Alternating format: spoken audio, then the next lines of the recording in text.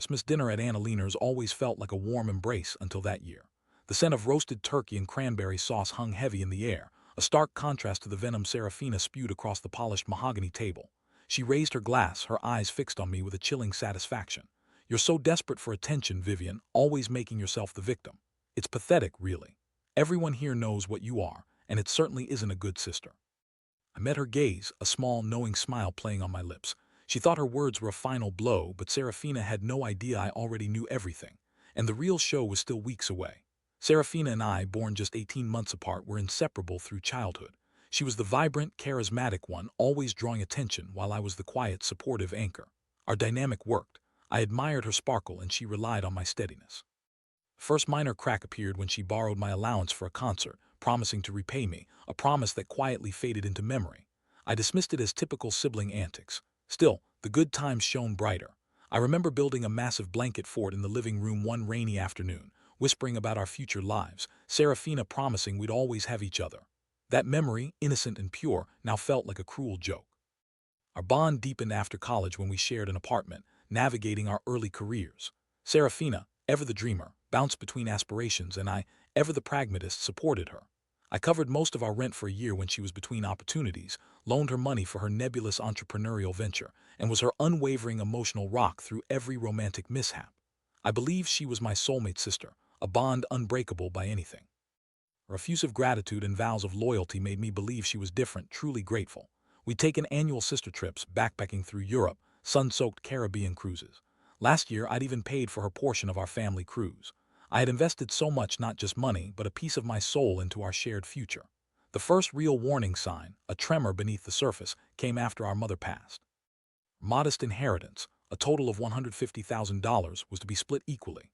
Serafina, ever the confident one, insisted on managing the joint bank account for both our portions. For better investment strategies, she'd said, her eyes bright with ambition. Busy with my new online business, I agreed, justifying it by telling myself she was better with numbers, more ambitious.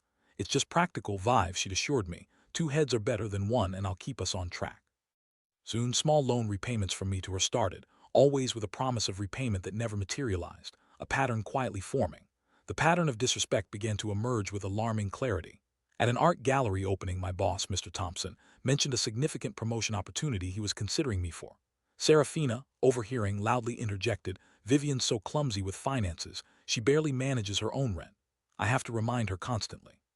I forced a laugh, pretending it was a joke, and pulled her aside, asking her to be more discreet. She apologized profusely, blaming nerves, but the next incident was worse, more public. At our family Thanksgiving dinner, Annalina asked about my nascent online business venture. Serafina jumped in, her voice dripping with condescension. "Oh, Vivian's always got these grand ideas, but she never follows through. Remember the jewelry making, or the organic soaps? She's just not cut out for business." The room went silent, and I, my face burning, quickly changed the subject. A knot tightened in my stomach. Her jokes were becoming targeted. Then came the undeniable boundary crossing. My personal savings, separate from the inheritance account, were suddenly lower than expected. I asked Serafina, who had access to my online banking for bill pay, "Did you accidentally transfer some of my personal savings?" Serafina exploded, accusing me of being obsessed with money, untrusting and suffocating. "I was trying to help you, Vivian," she insisted. "I moved some funds to a high-yield account I'm setting up for us." Annalina noticed Serafina's sharp tone. Uncle Julian gave me a concerned look, but no one intervened. The deeper betrayal was stumbled upon by accident.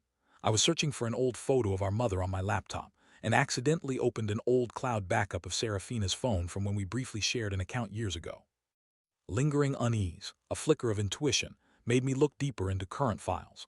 My heart dropped when I found a string of encrypted messages to someone named Damon, discussing Vivian's inheritance and how much we can bleed her dry before she notices. A subsequent transaction notification from a new bank, Solstice Savings, showed a significant transfer from our joint inheritance account to an account in Serafina's name only, dated 2 months prior. The amount was $75,000, exactly half of our inheritance. A wave of nausea, followed by a silent, burning rage, washed over me. My hands trembled, but my mind sharpened. Confrontation would lead only to more lies and gaslighting. Investigation was the only path. I decided to gather irrefutable proof. The next week, I meticulously downloaded every statement from our joint accounts, noting suspicious transfers to Serafina's business that lacked corresponding activity. Week 2, I contacted my tech-savvy cousin Leo, a cybersecurity expert, asking him to discreetly recover deleted messages and files from that old cloud backup, focusing on Damon. He uncovered dozens of texts planning how to fleece me. In week 3, I installed a hidden Ring camera disguised as a picture frame in our shared office, where Serafina often used my computer.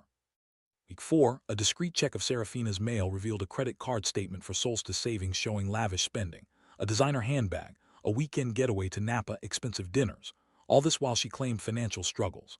By week 5, I hired Marcus Mac O'Malley, a gruff but effective private investigator. Mac quickly confirmed Damon was Serafina's new boyfriend, a con artist with a history of grifting. Serafina's business was a shell company designed to funnel money. The worst discovery was Max finding a detailed conversation between Serafina and Damon about emptying my remaining personal savings and convincing me to sign over the deed to our shared childhood home as collateral for a fake investment scheme. I created a secure, encrypted digital folder for all evidence, backed up on an external hard drive stored safely at Annalener's. The ultimate public humiliation came at the annual New Year's Day family brunch at the prestigious Bayside Yacht Club, a cherished tradition. Over 30 relatives and family friends were present, the clinking of champagne flutes and laughter filling the air. I had just accepted a significant contract for my new online business. Serafina, after a few too many mimosas, stood up, tapped her glass, and declared for all to hear, a toast, to my sister Vivian, who finally managed to land a real job. Maybe now she can stop relying on my generous investment advice and actually contribute to our shared future instead of just being a drain. It's hard carrying us both, you know. She winked at Damon, who smirked. A stunned silence fell over the room. Uncle Julian looked aghast. Annalener's face hardened. My blood ran cold, yet I maintained a serene smile. This was it, the exact moment. My mindset shifted from gathering evidence to preparing the surgical strike. Serafina, so focused on her grand performance, missed the glint of determination in my eyes, the way I subtly recorded her speech on my phone, which had been accidentally left on the table. That's when I realized Serafina wasn't just selfish. She was actively trying to destroy me to justify her theft. She thought I was weak, easily manipulated, a constant source of funds. She saw me as an obstacle to her lavish life, not a sister. My decision was final: execute the plan immediately. I offered one last test, casually mentioning I was considering selling my half of our childhood home. Serafina immediately tried to convince me to sell my half to her for a paltry sum, promising future profits from a non-existent venture. "Vivian, you're being ridiculous," she'd insisted. "This house holds sentimental value. Let me buy your share at a fair price, and I'll keep it in the family for our memories. Can use that money for your business that never takes off." Her words sealed her own fate, confirming her malicious intent. "Okay, Serafina," I said, a final deceptive smile on my face. "Let's discuss it after the holidays. I'll get some paperwork ready." The trap was set. My first call was to Mr. Quentin Zane, a distinguished, silver-haired attorney known for his calm demeanor and ruthless effectiveness in financial fraud cases. He had a reputation for precise, unyielding litigation. Next, I consulted Mac O'Malley, the PI, for field investigation, and cousin Leo, the cybersecurity expert, for digital forensics. I also brought on a forensic accountant, Ms. Yvonne Chen, to trace every penny. Mr. Zane outlined the legal strategy. Mac provided Damon's full criminal history and Serafina's hidden assets. Leo retrieved all deleted communications and GPS data. Ms. Chen meticulously traced every transaction from the joint account to Serafina's personal accounts and Damon's shell companies. The initial retainer was $10,000, and the total estimated cost for all services was between $30,000 $40,000. It was 2 months of intense, secret planning after the New Year's incident. The evidence pile grew rapidly. Security camera footage from the Ring cam in the office, showing Serafina accessing my bank accounts on my computer and manipulating transfers. 47 damning text messages between Serafina and Damon, detailing their scheme. Bank statements from our joint inheritance account and Serafina's personal Solstice savings account, showing over $75,000 transferred. Witness testimony from Annalener and Uncle Julian, confirming Serafina's manipulative behavior and disparaging comments. Audio recordings from 3 specific dates: the art gallery, Thanksgiving, and New Year's brunch, where Serafina publicly denigrated me or confessed intent to drain funds. An email trail between Serafina and Damon, detailing the setup of their shell company, Apex Ventures, and its fraudulent business plan. Photos and screenshots of Serafina's lavish spending on luxury items, starkly contrasting with her claimed financial hardship, and Damon's criminal record for similar grifts, provided by Mac. I obtained all this through the Ring camera feed, Leo's forensics, downloaded statements, Mac's investigation, and my own covert phone recordings. There were close calls. Serafina almost caught me downloading bank statements, but I feigned a headache and quickly shut the laptop, blaming online bill pay issues. Simultaneously, I built a financial fortress around myself. I opened new individual checking and savings accounts at Fidelity and Chase, systematically moving all my personal funds, including my new business contract payment. I shifted my grandmother's antique jewelry and a rare stamp collection to a safe deposit box at a different bank, accessible only by me. I removed Serafina as an authorized user on my credit cards and closed shared utility accounts, creating new ones in my name only. Every single online account, email, social media, banking, utilities, streaming services, all passwords were updated with complex, unique combinations and two-factor authentication enabled everywhere.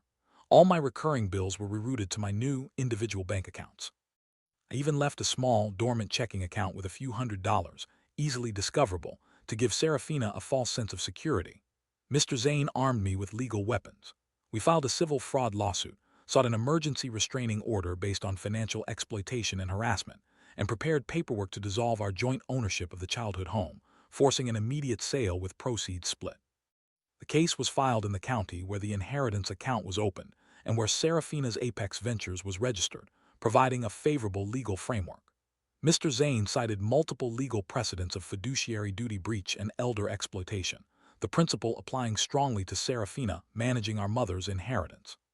He even discovered a specific state statute regarding commingling of inheritance funds without explicit consent, which made Serafina's actions even more egregious. We prepared for Serafina to claim mental distress or accuse me of defamation, with a strong counterclaim for malicious prosecution. The timing of the execution was calculated. The day before the formal hearing for the emergency restraining order and civil suit, Mr. Zane sent a demand letter to Serafina, detailing the mountain of evidence against her. It was a tactical move, designed to induce panic and a desperate reaction. That morning, I had a quiet breakfast in my new small apartment, reviewing the case file one last time. Dressed in a sharp, professional suit, I called Mr. Zane, who confirmed all documents were filed, all witnesses ready. I looked at myself in the mirror. No more quiet Vivian. Serafina, completely unaware, was likely enjoying brunch with Damon. The demand letter was delivered via a process server to Serafina at a trendy downtown cafe where she was having lunch with Damon. It was intentionally public, though not a family event. My opening line, delivered through the letter, was ice cold. Your actions constitute egregious fraud, theft, and malicious manipulation. Serafina initially scoffed, dismissing it as a prank or Vivian's latest theatrical outburst, while Damon looked wary. As she read further, the color drained from her face. Damon grabbed the letter, his eyes widening. Serafina immediately called me, her voice shaking with feigned indignation. Vivian, what is this nonsense? Are you trying to destroy our family? This is a huge misunderstanding. You know I would never steal from you. My devastating counter was calm and precise. I know about Apex Ventures, Serafina, and I know about Damon's criminal history. Your investments were just vacations for the two of you. Mr. Zane followed up the demand letter with an email attaching some of the most damning evidence, the 47 text messages, the Ring camera footage showing her on my computer, and Damon's Pi report. Serafina's texts became frantic, desperate pleas. Vivian, please, don't do this. I can fix this, we're sisters. Damon was silent. She attempted to bargain. I'll pay you back, I swear. Just don't tell anyone about Damon, please. We'll give you double. I calmly listed the consequences. You will return every penny, Serafina. You will face fraud charges. You will have a restraining order against you. And you will lose your share of our childhood home to compensate for damages. There will be no bargaining. And Alina and Uncle Julian, contacted by my attorney, formally provided statements confirming Serafina's consistent public undermining of me and financial manipulation. Serafina stopped trying to gaslight or lie. Her final message was a string of vitriolic insults, calling me a heartless witch, a betrayer of blood. Her last desperate plea came over a voicemail. Vivian, please. Think about Mom. She'd be heartbroken. Don't let a few mistakes ruin everything. My coldest one-liner, left in a reply. Mom would be heartbroken by your lies, Serafina. Not my justice. In the 24 hours after the confrontation, Serafina tried to call every family member, painting me as unhinged and greedy, claiming I was making up wild accusations. Mr. Zane and I strategically released a concise, factual statement with key pieces of evidence to trusted family members like Annalena and Uncle Julian, and the truth spread quickly. Damon, furious, posted vague threats against me online, which only highlighted his own involvement in Serafina's desperation. Serafina launched into a tirade on a family group chat, accusing everyone of siding with the witch, which ironically validated my quiet, composed narrative. I posted nothing, said nothing publicly, letting the legal process and the evidence speak. Then Annalena, calm and firm, posted a short message in the family chat. I've seen the evidence. Vivian has acted with restraint and integrity. The truth is painful, but it is necessary. This shifted the family's perception dramatically. The court hearing was 3 weeks after the initial demand letter. Ms. Chen, the forensic accountant, presented a detailed, incontrovertible spreadsheet showing the flow of funds. Mac O'Malley's report on Damon's criminal history was devastating. Leo's digital forensics provided the irrefutable text messages. Judge Thorne, a no-nonsense woman, listened intently, occasionally shaking her head at the brazenness of the fraud. Serafina was ordered to repay me the full $75,000 inheritance, plus another $50,000 in damages for the stolen personal savings and emotional distress. The childhood home was ordered sold immediately, with 70% of proceeds going to me to cover legal fees and further damages, 30% to Serafina. Permanent restraining order was issued against Serafina, preventing her from contacting me or coming within 500 feet of me. Serafina's lawyer tried to argue she was a victim of Damon, but the text proved her full complicity. She attempted to appeal, but it was summarily dismissed. The final judgment was for $125,000, a restraining order, and the forced sale of the house. Mr. Zane's bill was $32,500. Every penny was worth it.